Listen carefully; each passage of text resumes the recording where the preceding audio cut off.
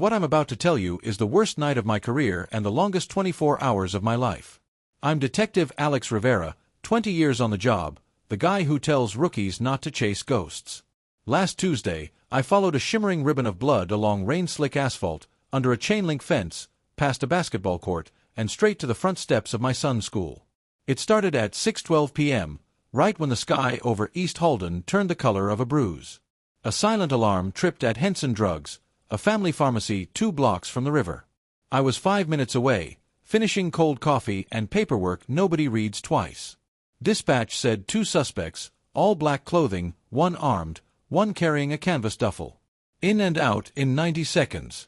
Standard smash and grab, except standard jobs don't leave that much blood behind.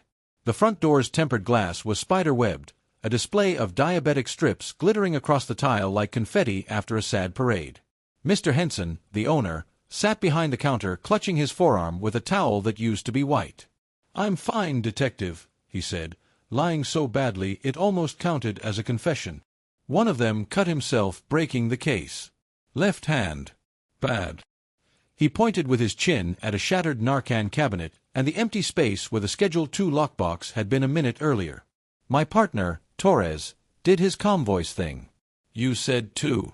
Heights, builds." Tall one moved like an athlete. Younger. The other barked orders, kept his head down. "Didn't look at me." Henson swallowed. The tall kid's hand, blood all over the counter. He wrapped it with something red. Like a hoodie sleeve.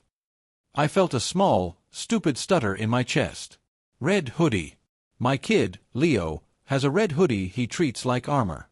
That's where your brain goes when you love someone. You start matching shadows to their outline. I shook it off and did the job. Photographs, swabs, fingertip search. The blood spattered from the counter to the door in a dotted line that looked almost purposeful. Outside, it continued in bright arterial commas across the sidewalk, each drop a breadcrumb for anyone patient enough to follow, anyone like me. We canvassed quickly. A bus driver saw 2 figures sprinting west. A woman walking a pug heard a car door slam, then tires bark. No plate, no make, just dark. Useless. But the blood didn't care about memory. It told the truth in clots and smears. It went past the bodega, across Maple, then ducked south on Birch, where the streetlights pretend to work. That's where I started to get the taste in my mouth. The metallic edge that means something is about to go sideways. Torres said, "We should call CSU, wait for the dog. Dog'll be 20 minutes. Rain'll be here in 5. I pointed at the clouds sagging like wet laundry. We walked it. The trail thickened at the back of an auto shop, pooled on a cinder block, then smeared forward like the suspect leaned there and pushed off. I found a torn strip of red fleece snagged on a nail. Not unique, not proof, just a thread that tugged at the wrong part of me. I bagged it, logged it, told my heart to cut it out. We crossed the alley. The blood hopped a curb, nicked the corner of a mailbox, then slipped through a gap in a chain fence behind a Lutheran church playground. We followed, our shoes hissing through wet grass, breath making ghosts in front of our faces. "Kid's bleeding too much," Torres muttered. "He needs a hospital. Or someone who'll stitch him for cash and silence," I said. Lightning jittered far off like a bad fluorescent bulb. The first drops ticked. The trail veered to a paved path I know too well, one that cuts behind Lincoln High's track. I stopped without meaning to. Torres looked at me. He knows about Leo. Everyone does. You can't raise a kid as a single dad in this department without it becoming lore. "Alex." "I know," I said. We keep moving. The back lot of Lincoln High is a wide rectangle of oil stains and orange cones, the kind of place where driver's ed goes to die. The blood beads darkened on the asphalt, then disappeared, then restarted in thin, elongated teardrops, like someone was running, losing altitude. I angled my light. There, a smear on the low concrete wall by the gym doors. An ugly swipe at knee height, a palm print next to the handle. The metal had that chalky, greasy halo you only see when desperation touches it. The door was propped open with a rubber wedge. Torres keyed his mic. "Dispatch, 2L13. We're at Lincoln High. Possible entry. Requesting additional units for perimeter. Silent approach. Copy, 2L13. 13. Units en route. He looked at me again. I could feel the accusation. He didn't say, "We should wait. We should let uniforms box it up." But the rain had started in earnest now, freckles on my wrists, soaking into everything. Evidence was dissolving as we stood there. And behind that door was a hallway I'd walked on parent night, the place I'd bought chocolate bars for fundraisers, a wall with a team photo where my son pretended not to see me wave. I had keys to this building once, from volunteering at the booster booth. I still know the custodians by name. That's what small cities do. They knit you into their routines, then dare you to pull the thread. We slipped inside. The air smelled like floor polish and teenage sweat, a cocktail that never quite fades. The trail resumed immediately, a comma on the gray linoleum, then another on the cinder block, fingertips brushed in rust. I could almost see the kid's hand stuttering along the wall to steady himself. "Left hand," I whispered without meaning to. "Alex," Torres warned. We cleared corners old school, slices of pie, lights low, muzzles disciplined. The gym doors were chained, as usual. The blood did a stuttering dance down the hallway toward the locker rooms. A set of crimson crescents dotted the trophy case. I registered faces in frames: varsity basketball, cross-country, robotics team holding aluminum trophies like baby dragons. In one photo, Leo's smile was crooked and brave, my ex's eyes looking out of his face like a reminder that some decisions are permanent. The boys' locker room door was ajar. Inside, the fluorescent light buzzed with that mosquito wine. The smell of copper surged, heavy enough to taste. There was a sink running, the trickle bright and obscene as it watered down into pink. On the tiled floor lay a roll of gauze, newly torn open, unwinding itself in limp accusation. A trail of wet footprints, one shoe, one sock, led past the benches toward the back equipment cage.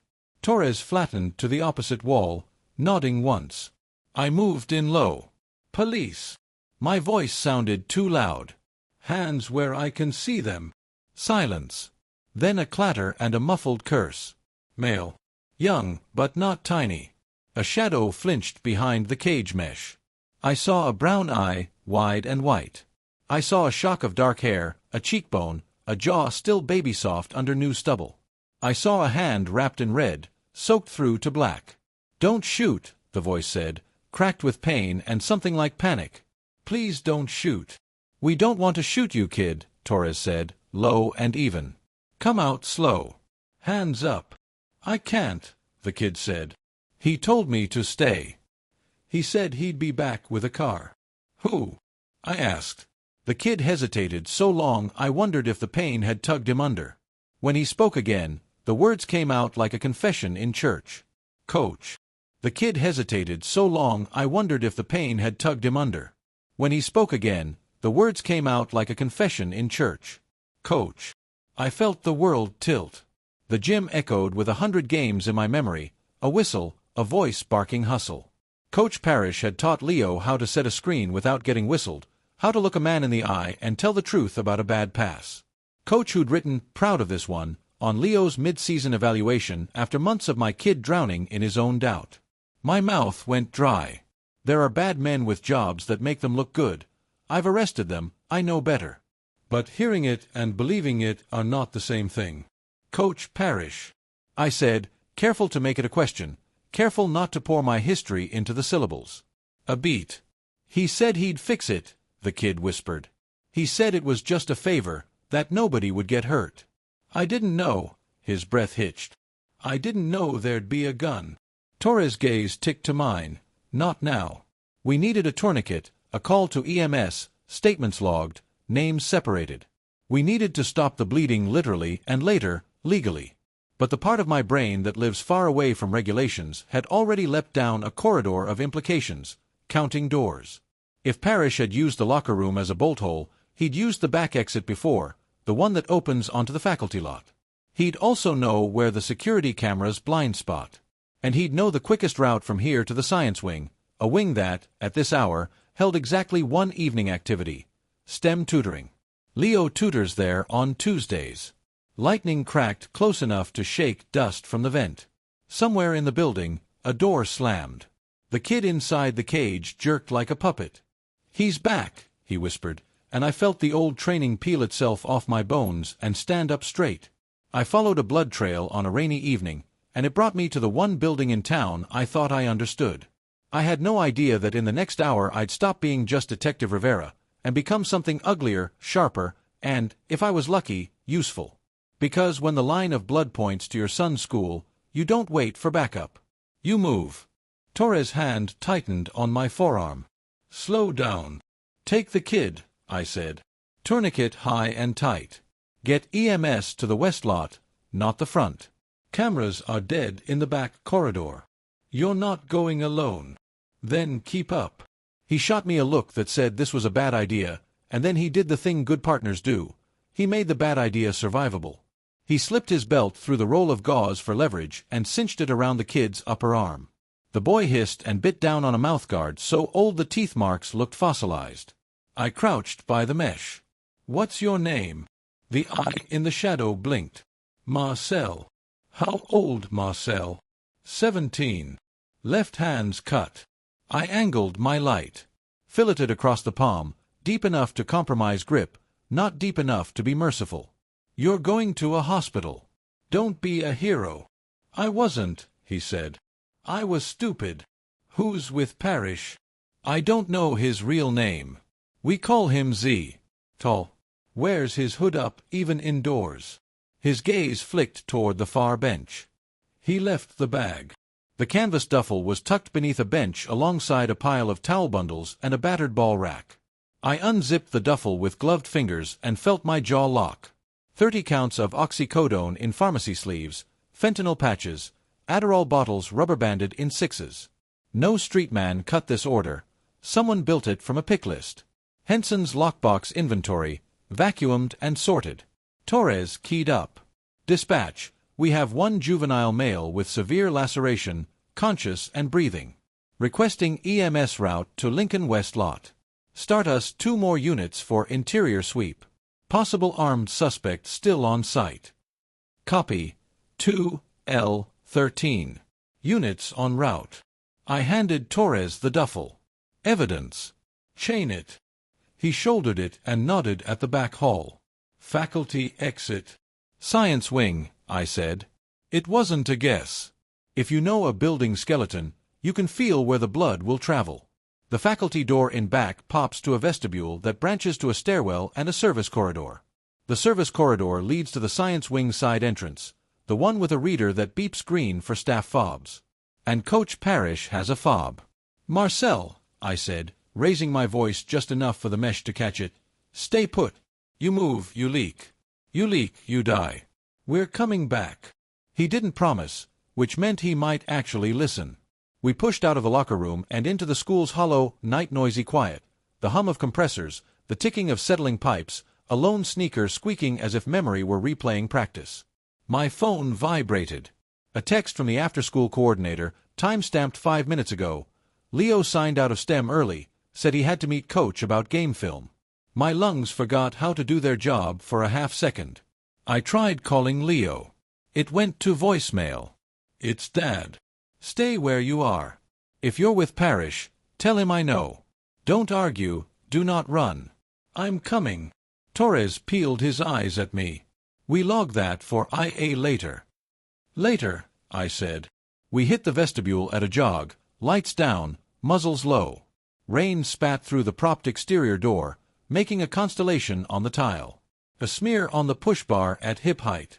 Another crescent on the reader itself, like someone grazed it with the heel of a bleeding hand.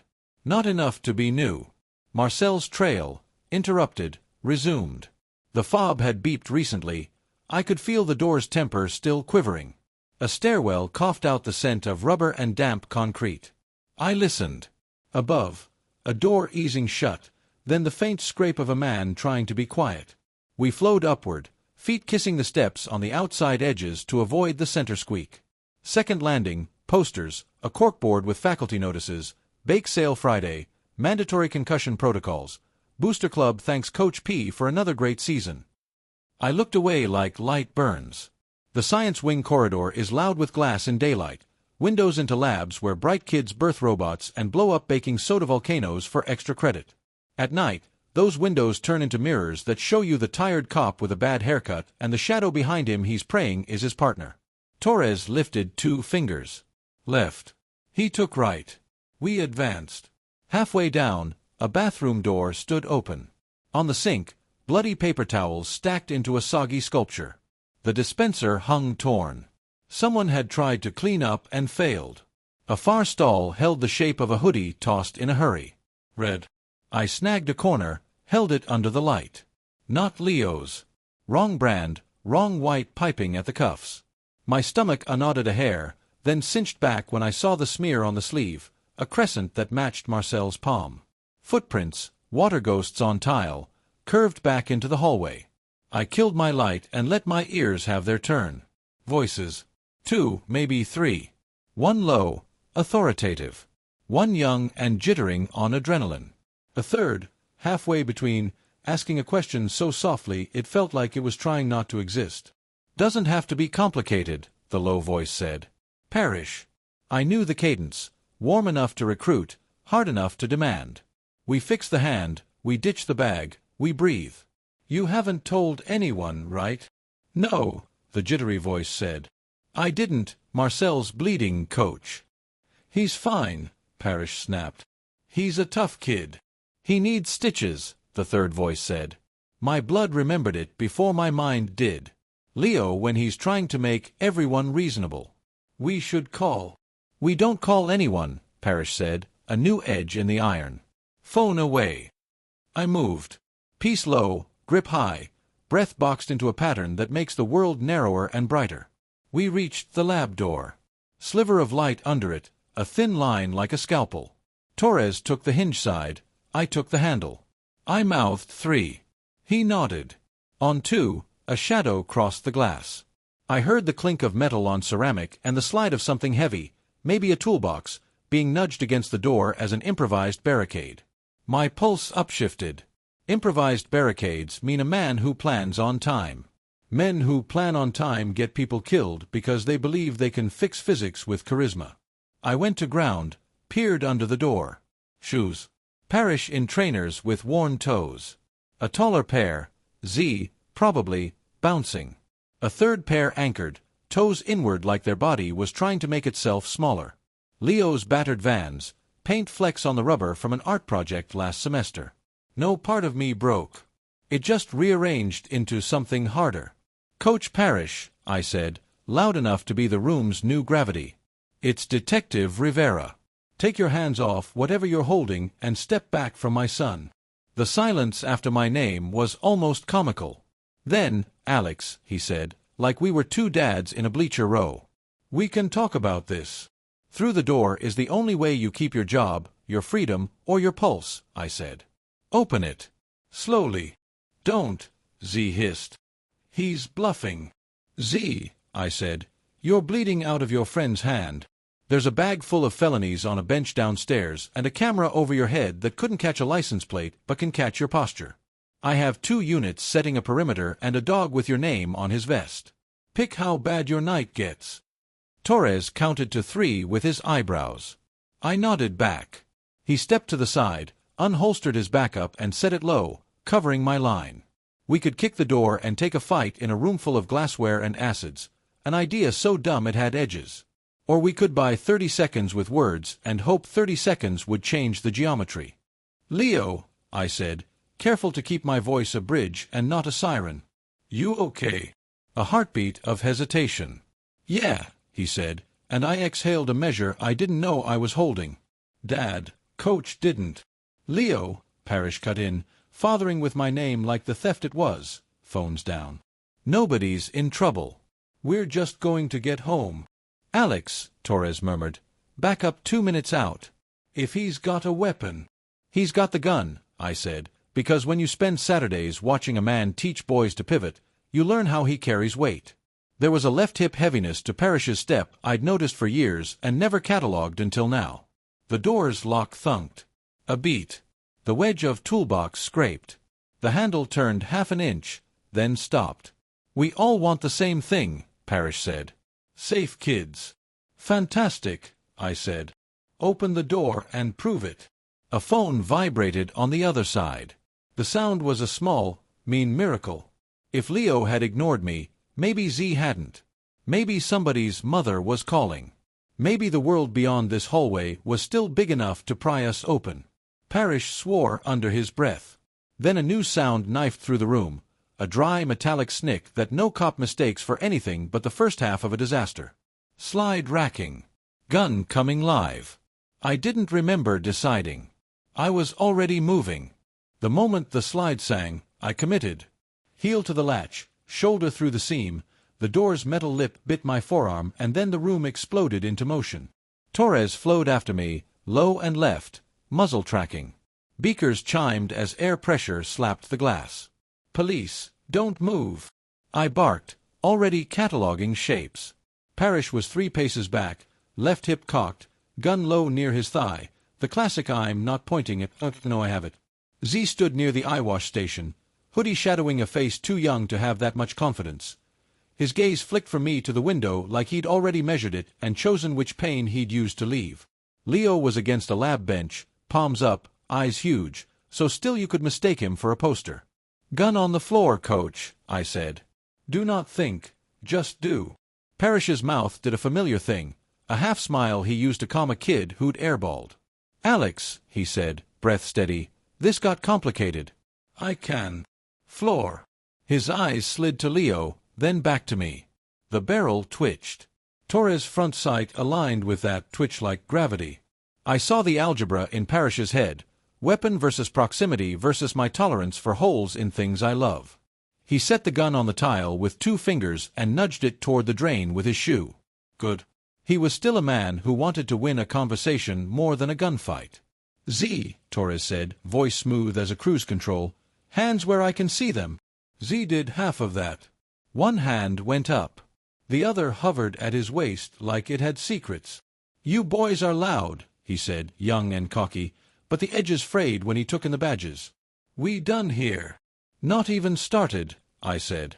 "Back from the station you can tell me your real name and why your friend's hand is confetti." Leo's voice came out papery. "Dad."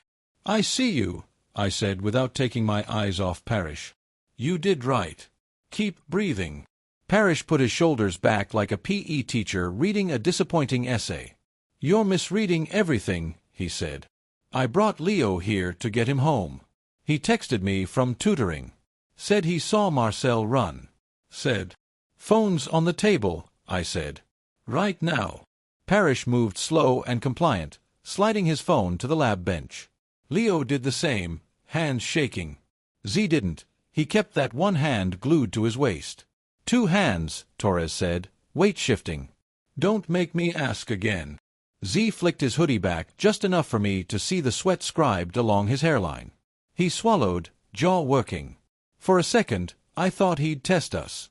Then he lifted his other hand and something clattered to the floor, a box cutter, blade sticky with a memory of pharmacy glass.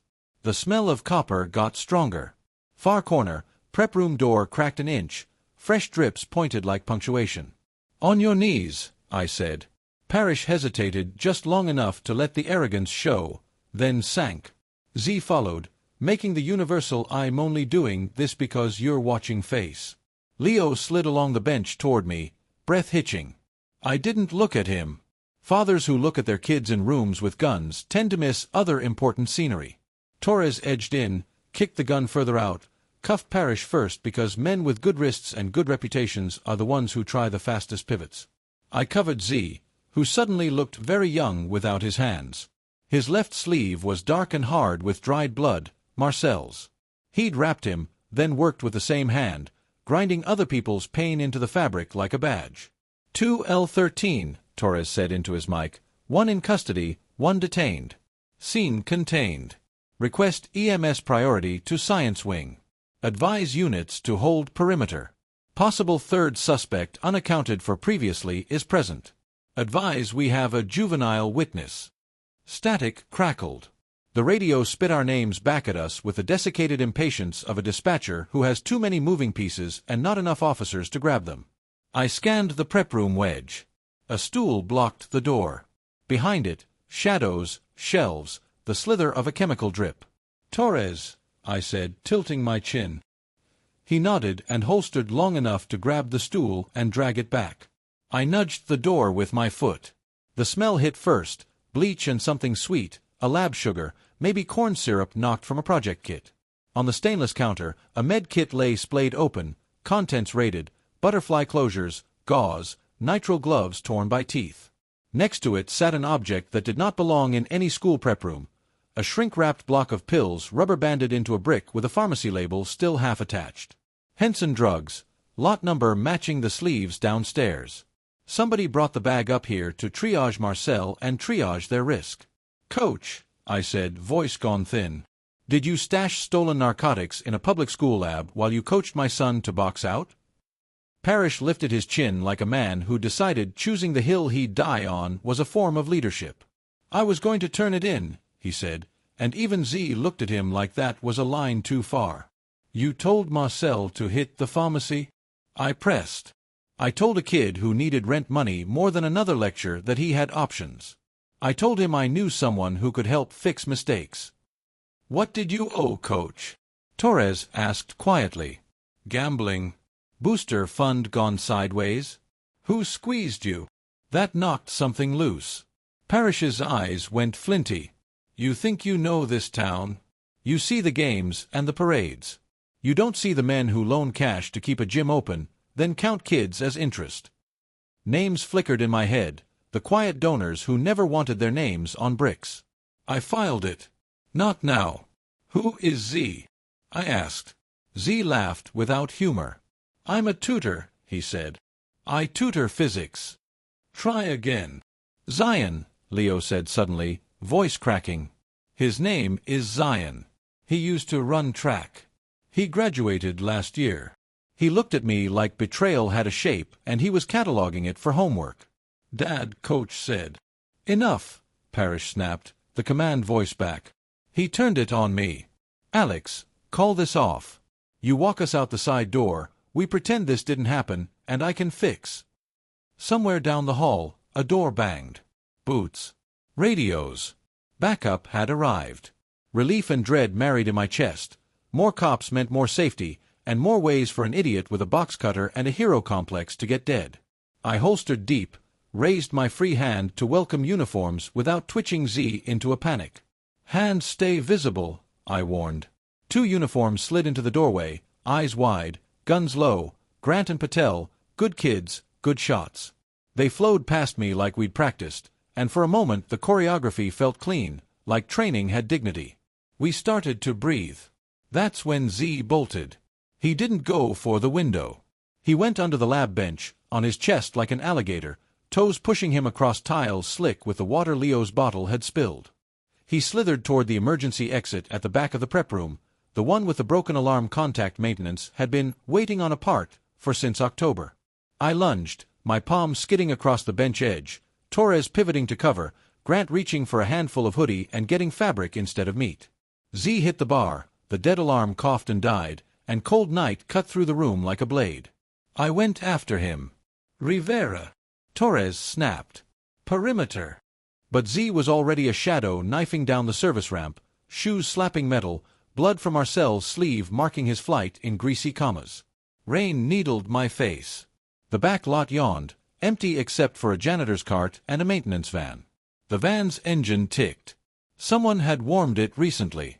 Z juked left. I matched. He reached the corner of the building and then did something that told me who'd taught him. He didn't run blind. He checked the reflection in the faculty lounge window, saw me 2 strides closer than he'd planned, and lifted both hands like he was about to surrender. He wasn't. His right hand flicked to his pocket and came up with a glass vial, clear, thumb-sized. He snapped it down at his feet. It didn't shatter like TV. It popped and hissed and my eyes screamed. Ammonia. Poor man's smoke. I recoiled, tears boiling over, and he bolted into the fog he'd made out of cleaning supplies and nerve. I heard a sliding door slam, rubber scream, and metal groan. The maintenance van fishtailed out of its slot and clawed for the service gate. Through stinging eyes, I chased. My radio yelped under my chin. Back lot. White Ford Transit, school livery, heading south on Pine. I yelled. Driver is Zion, last name unknown. Possible narcotics on board. Suspect may be armed with blade. The van punched the gate so hard the padlock snapped like candy. It vanished into the wet dark, tail lights smearing into comets. Behind me, Torres' hand found my shoulder. "Eyes," he said, jamming a bottle of water into my palm and peeling my lids wide like I was 6 again and he was the school nurse. "Blink. Breathe." I blinked until the world returned. Inside, in a school where my son learned to build catapults out of paint sticks, a coach sat cuffed in a lab and decided whether to stop lying. Outside, a kid with a borrowed alias and a pocket chemistry set had just taken a van that didn't belong to him and aimed it at the one part of town where men who loan cash ask for interest in boys' futures. And me. I was standing in the rain, tasting ammonia and rage, and admitting to myself what I'd avoided for a year. Coach Parrish hadn't just been teaching my kid footwork. He'd been recruiting. The sirens came late, bouncing off brick and glass, red and blue painting the puddles. By then the van was gone, swallowed into Holden's patchwork of alleys and underfunded neighborhoods. I stood in the lot blinking tears, jaw locked so tight I could feel my molars ache. Torres kept his grip on me, like he knew I'd sprint blind if he let go. "Eyes clear?" he asked. "Clear enough. Then we go back inside. Parrish first, your kid second." The words steadied me. Procedure as lifeline. We walked the service ramp back into the science wing, where uniforms were already buzzing around like bees shaken out of a hive. Grant had Parrish cuffed against a bench. Patel was photographing the duffel of pills. Leo sat on a stool, hands knotted, staring at nothing. His lips moved in whispers, like he was still replaying the last 10 minutes and trying to edit them into something survivable. I knelt in front of him. "You hurt." He shook his head, too fast. "No. Dad," Coach said. "He said it wasn't what it looked like. He said Marcel just." "Leo." I put a hand on his knee, firm. "You don't have to explain him. Not to me. Not to anyone." His eyes filled, and I hated that he was crying in front of half the department, hated more that he felt the need to apologize for it. "You believed in him," he said. "I did too. We'll sort belief later," I told him. "Right now, you're safe. That's what matters." Torres tapped my shoulder. "EMS is moving Marcel. Kid's alive. They say he'll keep the hand if infection doesn't set in. He's asking about Parrish." Parrish, cuffed but standing tall, gave me a look I'd seen after too many lost games.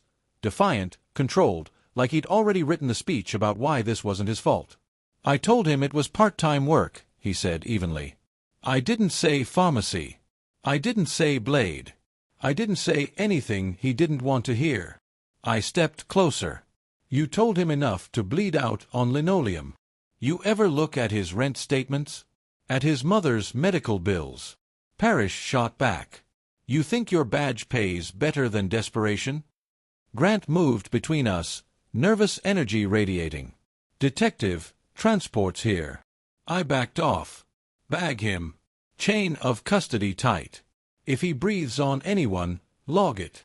2 uniforms marched Parrish out, his sneakers squeaking, his head high like he was walking into another championship game. My fists itched. Torres read me, said nothing, just herded me toward the corner to breathe. Dispatch chimed in my ear. The van hadn't hit any traffic cams after leaving Pine. It was like it vanished. But I knew the routes. South Holden has streets cameras for get on purpose, places where deals are currency and cops are rumor.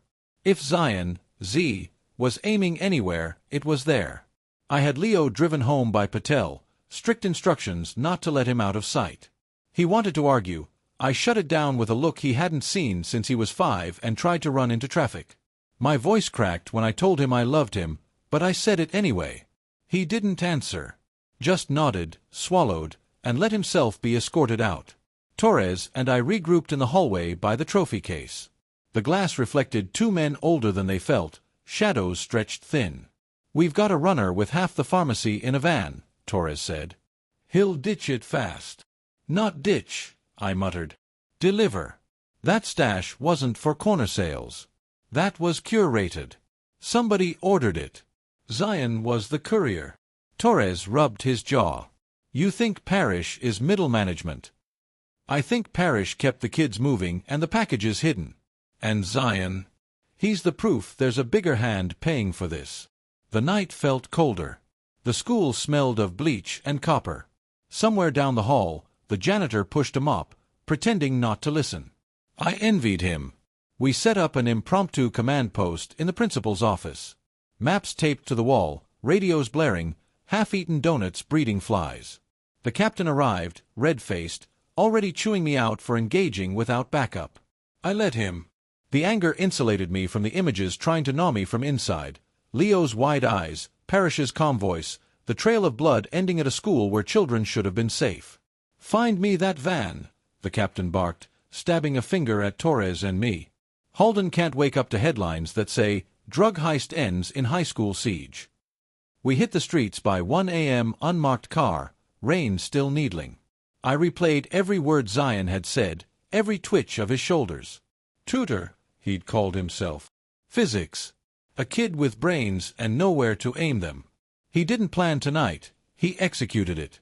Which meant he had someone feeding him moves. We cruised past shuttered bodegas, laundromats humming with late cycles, men smoking under awnings. South Halden's arteries were quiet but not dead. Every alley whispered. Every parked car looked like a watcher. At 1:27 a.m., the radio squawked. Van sighted, corner of Jefferson and 12th, parked outside an old upholstery warehouse. No driver. Doors closed. Lights off. My chest tightened. We rolled in dark. The warehouse squatted like a brick husk, windows boarded, paint peeling. The van was angled crooked at the curb, engine tick still warm. Torres and I approached slow, guns low. My light cut the interior. Empty. Back doors locked. We jimmied them. Inside, nothing but a smear of blood on the bumper and a single pharmacy sleeve torn open, pills scattered like teeth. "He offloaded it," Torres muttered. "Quick handoff." I scanned the ground. Tire tracks beside the van, fresh in wet asphalt. Wider wheelbase. Heavier vehicle. A pickup, maybe. It had pulled close enough to swallow whatever Zion had dragged out. Then gone. "Somebody knew he was coming," I said. "Somebody told him where to park." Torres crouched, touched the blood smear with a gloved finger. "Not his. Marcel's. Transferred. He carried the duffel here." We circled the block. Across from the warehouse, an all-night diner's neon buzzed. Inside, a waitress poured coffee for two men in hooded jackets. They watched the rain like it was television. When they saw us looking, they looked away too quickly. "Eyes open," Torres said. I filed their faces, their posture. Zion had protection.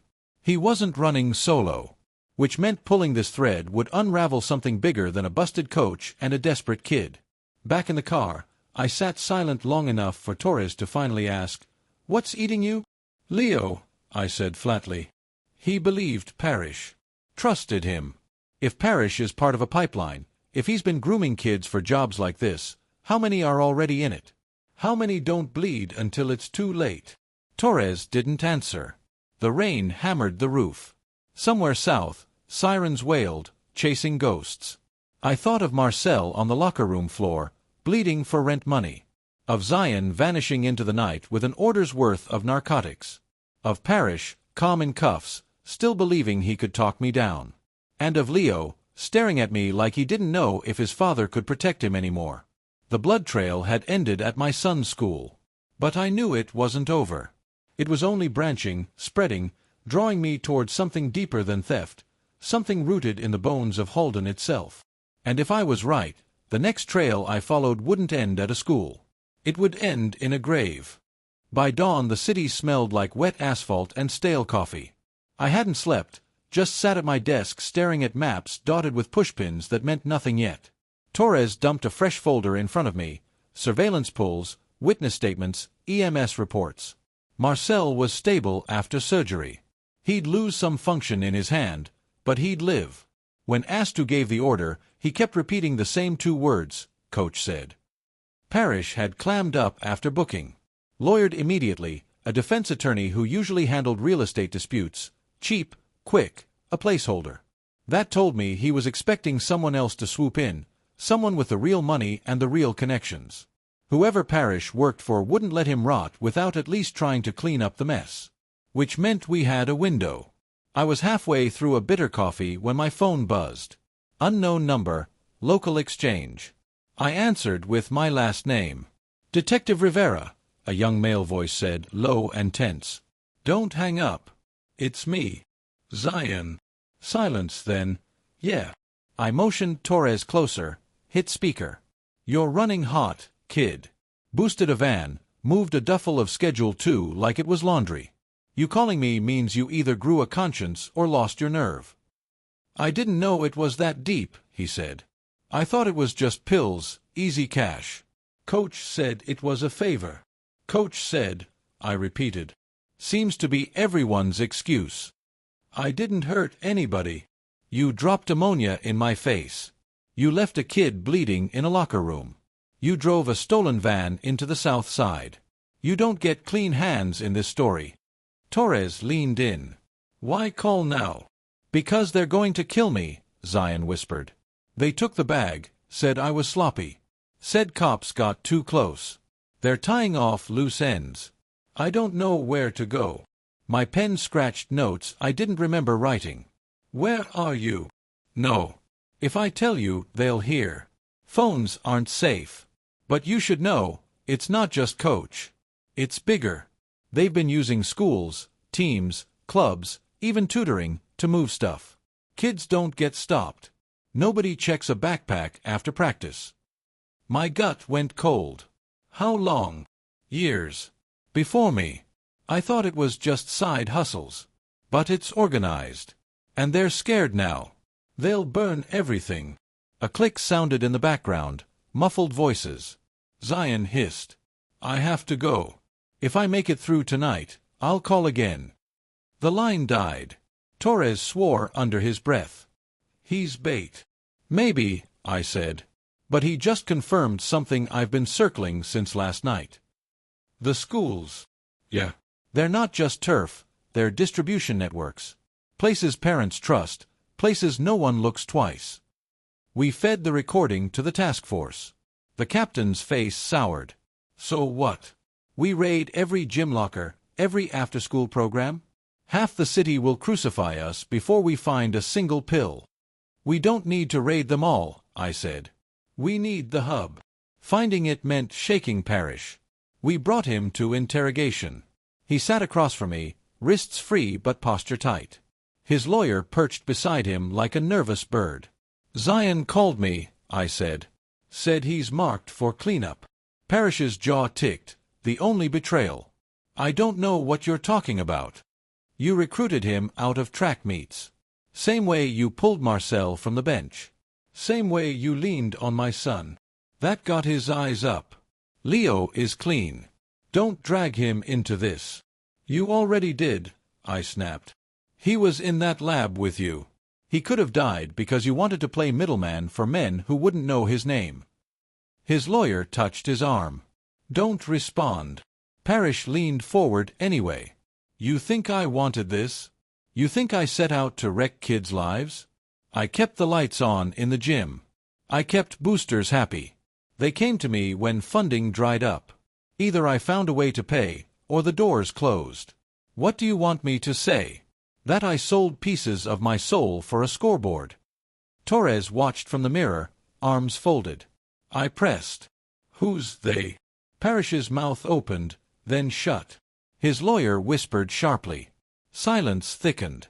I leaned back. "Your kids bleed. Your courier runs. Your bosses don't trust you.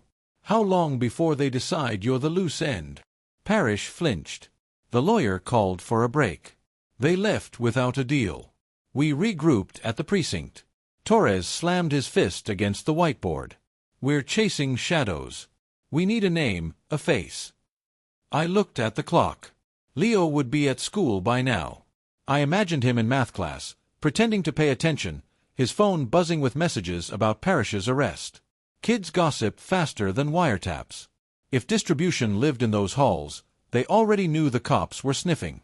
My phone buzzed again. Text. Unknown number. Lincoln Gym tonight. 10 p.m. East Door. Come alone or he dies.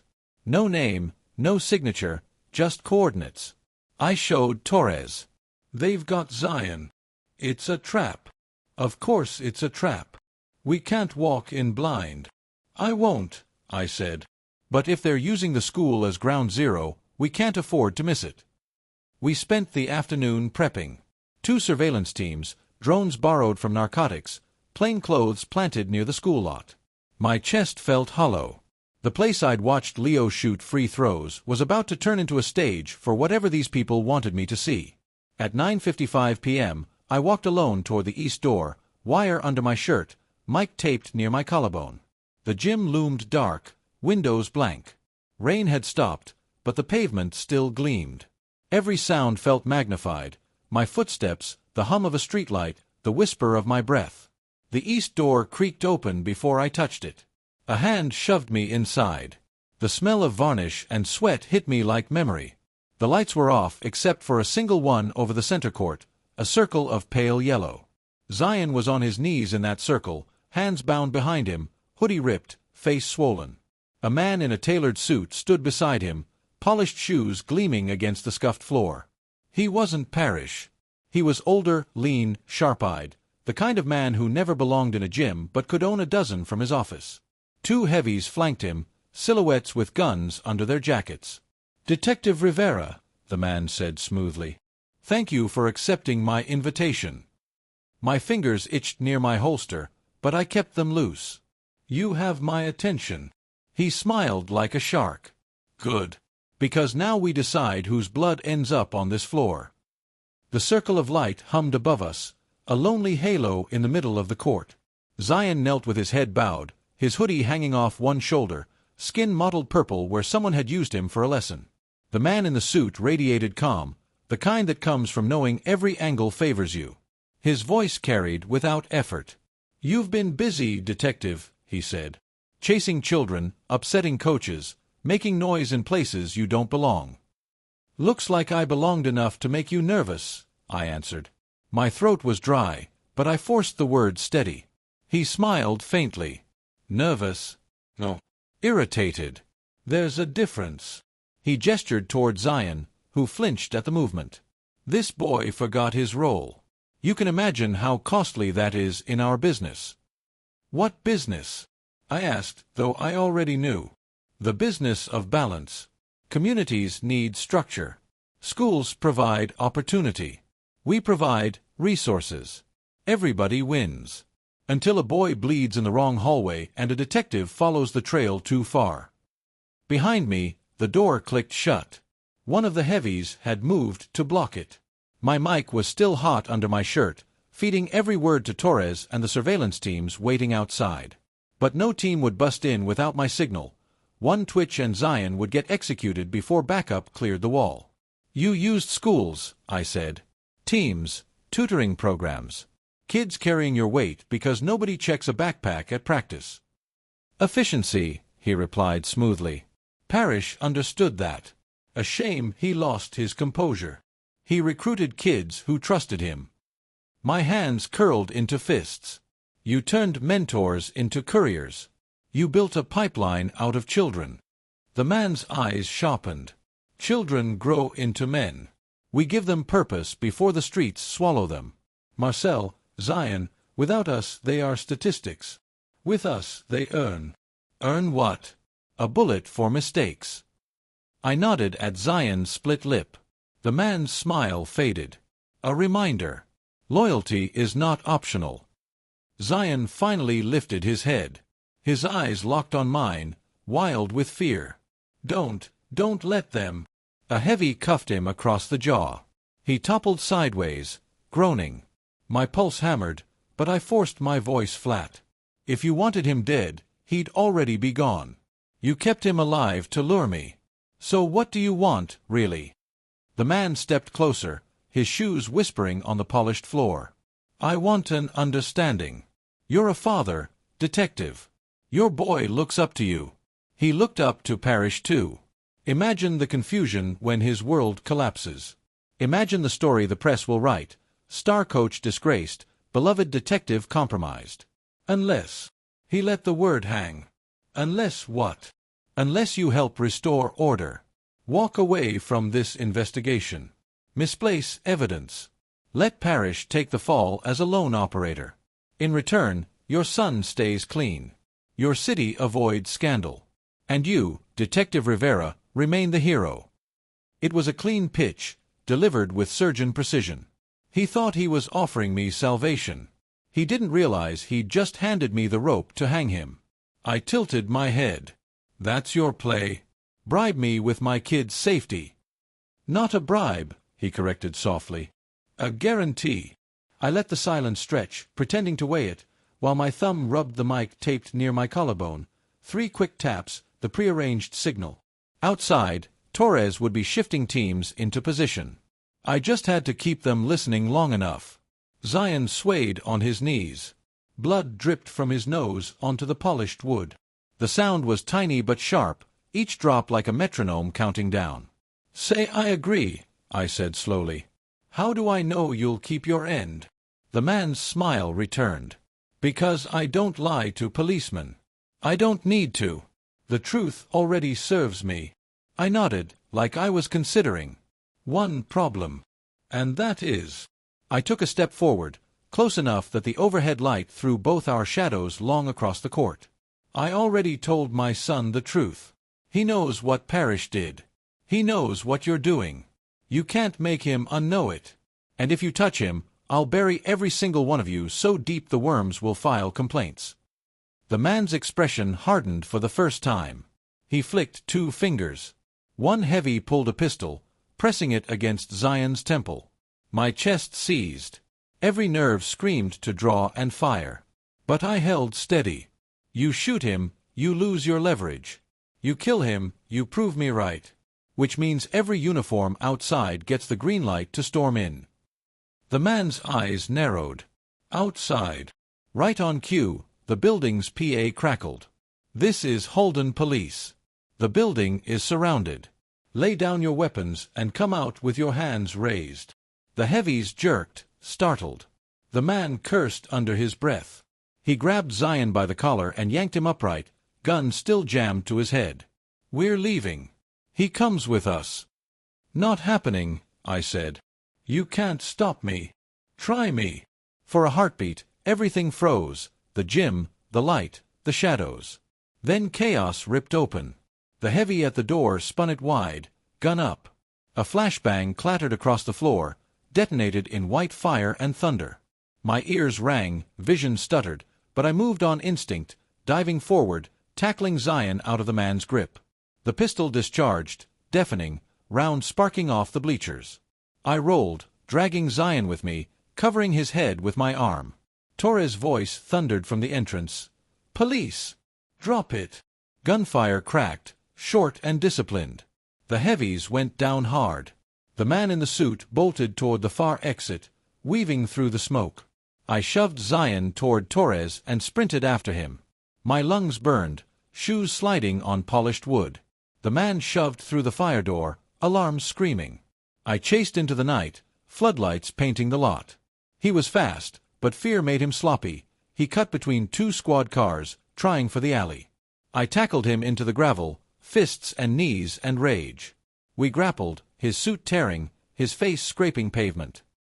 He tried to reach inside his jacket. I slammed his arm until bone popped. He screamed. Cuffs snapped shut. Torres appeared, gun still up, sweat streaking his face. Got him. Got him. My chest heaved. Alive. Behind us, paramedics swarmed Zion. He blinked at me through blood and swelling, lips forming one word, thanks. I stood in the rain, wrists aching, heart battering my ribs. The man in the suit glared up at me, eyes venomous. You think this ends with me? He spat. No, I said. It ends with the kids you used. And they're all about to start talking. As they dragged him into a cruiser, I looked back at the school, the place my son was supposed to be safe, now scarred forever by what we'd uncovered. The blood trail had led me here. But I knew, deep down, it was about to lead somewhere darker. Because the man in the suit wasn't the top. He was just another pawn. And pawns get sacrificed. The real players were still waiting in the shadows. The man in the suit was booked before sunrise. Name: Daniel Cross. Clean record, spotless financials, 3 shell companies tied to community development.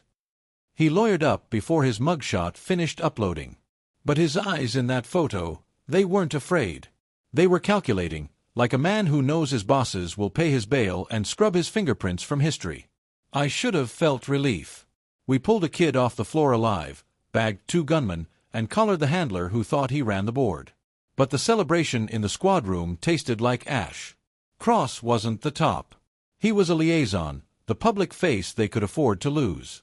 My gut told me the real architects were still untouched, watching to see how loud I'd bark. Torres dropped into the chair across from me, cradling his 3rd coffee. "You look like hell." "I feel like it." "You saved the kid." "That's a win." I rubbed my eyes. "For how long?" "They'll come for Zion again. They'll try to scare him silent or bury him. And Cross, he'll walk. His lawyers will claim entrapment, overreach, whatever sticks." Torres leaned forward. "So we don't let him walk. We flip Zion before they get to him. Kid's our key." Zion was in protective custody, patched up but still shaking. When I walked into the holding suite, he sat hunched over, bandages dotting his face like pale flags. He looked up, suspicion carved into every line of his bruised expression. "You here to tell me I'm screwed?" he asked. "You're alive," I said. "That's something." "Alive for now. They'll find me." "Not if you help us find them first." He barked a laugh, raw and hopeless. "You don't get it. Cross is just a messenger. The people above him don't leave paper trails. They don't show their faces. You think they trust a runner like me with names?" "Maybe not names," I said, sliding a folder onto the table. Inside, photos from the van, the warehouse, the diner across the street. "But you know routines. Codes. Drop spots. The way Parrish recruited kids. That's enough to start building the ladder." He stared at the photos, jaw tightening. "If I talk, I'm dead. If you stay silent, you're still dead. Just slower." His hands clenched. For a moment I saw the terrified boy on the gym floor. Then something hardened in his eyes. "What about the others?" "What others?" "Kids like me. Marcel wasn't the first. He's just the one who bled. There are dozens. They start small, running packages, guarding lockers, carrying pills like their Gatorade. Coach made it sound like loyalty. Family. You either belonged or you didn't eat." The words landed heavy. Dozens. Kids whose names parents trusted to rosters, whose faces smiled from yearbook photos, quietly being bent into couriers. My stomach twisted. "You help us," I said. "We pull them out. We shut the whole thing down." Zion's eyes flicked up. "You promise?" "I don't make promises," I said. "But I don't quit either." He exhaled, shaky. "Then I'll talk." We moved fast. Torres and I set up debriefs with Zion under federal watch. He laid out routes, drop points, the way coded texts went out after practice. It was smart, layered like an onion. Kids didn't know the next rung. Parrish only saw one step up. Cross-fed orders without fingerprints. But patterns emerged. Certain gyms, certain schools, certain warehouses that popped up again and again. It was enough to push for wiretaps and surveillance. But the judge wanted more concrete proof before authorizing a full takedown. And that meant bait. 2 nights later, Zion agreed to wear a wire.